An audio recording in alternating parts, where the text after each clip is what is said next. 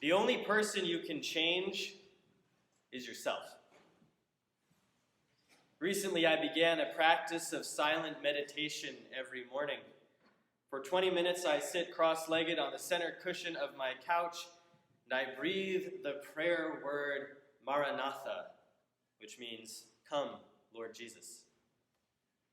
I decided to build this practice into my spiritual life because I felt myself changing for the worse. The culture of immediacy had captured me with its constant need for updating feeds. The tough subjects I was and am tackling in my personal study didn't have a space to go inside me because I was too cluttered with other incompatible ideas. I talked about God so much that I had forgotten simply to dwell with God. And most perniciously, with the rising tide of negativity, hate, indignity, and disrespect in our society, I could feel these evil chemicals starting to build up in my system. In silence, God and I can purge them together. And I can feel the treatment beginning to gain ground on the disease. In today's gospel lesson, Jesus is intensely aware of the potential for the infection of hate to enter the human bloodstream. Remember, Jesus is speaking to an oppressed group of people. His country is under the thumb of the Roman Empire. And while the empire preaches peace, the locals know that the peace of Rome comes at the point of a sword. It would have been so easy for Jesus' followers to hate the Romans, to hate the Israelites who worked for the Romans, even to hate themselves for having been conquered in the first place. I'm sure Jesus saw such hate laying his countrymen low every day. Jesus came to bring abundant life, and here was the infection of hate ready to strike. So Jesus says this: I say to you that listen, love your enemies, do good to those who hate you, bless those who curse you, pray for those who abuse you. I can imagine the looks he got for that statement. I can imagine what people said. You want me to love the Roman soldiers who occupy my town? You want me to do good for the Jewish tax collector enriching himself on the Roman payroll? You want me to bless those who trample us underfoot and leave us in abject poverty? Surely, Jesus, you cannot be serious. Oh, he is. And Jesus proves he's serious with his next set of statements, but we'll stick with this one sentence today because it gives us plenty to chew on.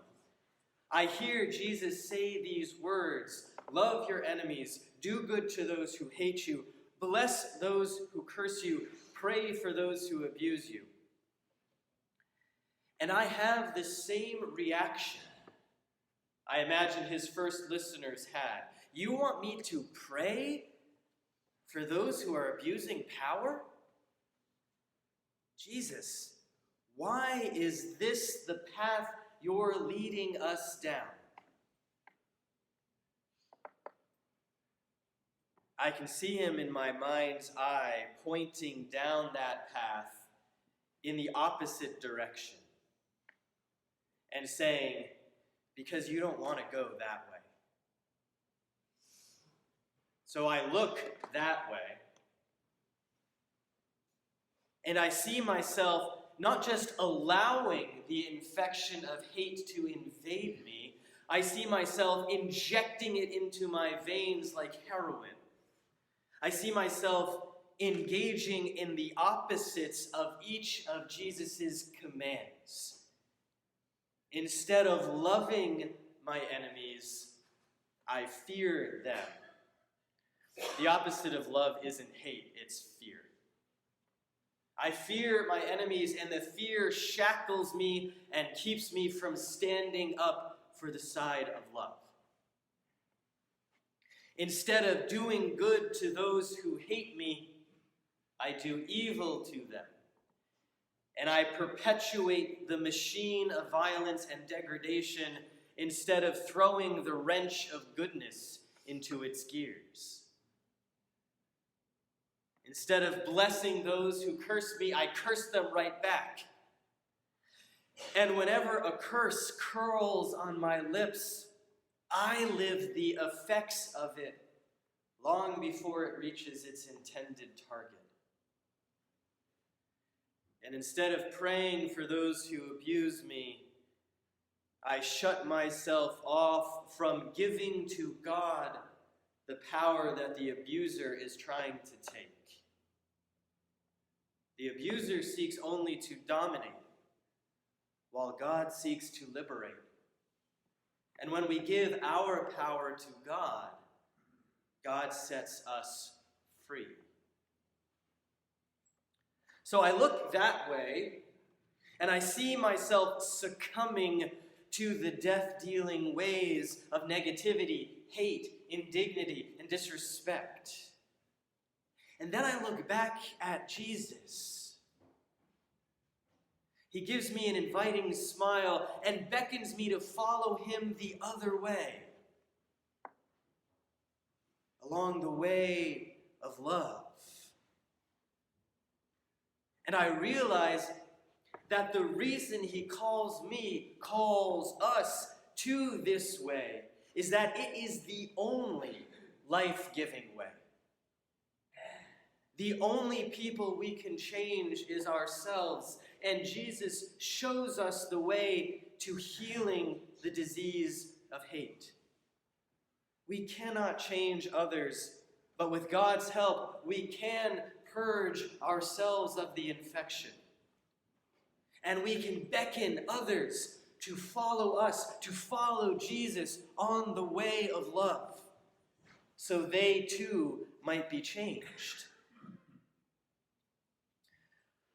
When I was in high school, Coach Carter Hill held our soccer team to what we thought was an impossible standard. If the opposing team was playing too, let's say, chippy, swiping at our legs instead of the ball, grabbing handfuls of jersey, stepping on our feet during corner kicks, calling us names that I will not repeat in this sermon. Whenever another team did this, Coach Hill made us swear we would not dish it back at them. Play your game, not theirs, he would say. We hated him for that doctrine. We thought he had abandoned us to getting battered up and down the field. What I didn't appreciate at the time was that Coach Hill's command was the same as Jesus's. We couldn't change our opponents, but we could choose to keep them from changing us. Every day, each of us has a choice. We can choose love over fear. We can choose good over evil. We can choose blessings over curses. We can choose liberation over domination. Jesus beckons us down the path of love, of good, of blessing, of liberation. This is his way, and this is the way we follow.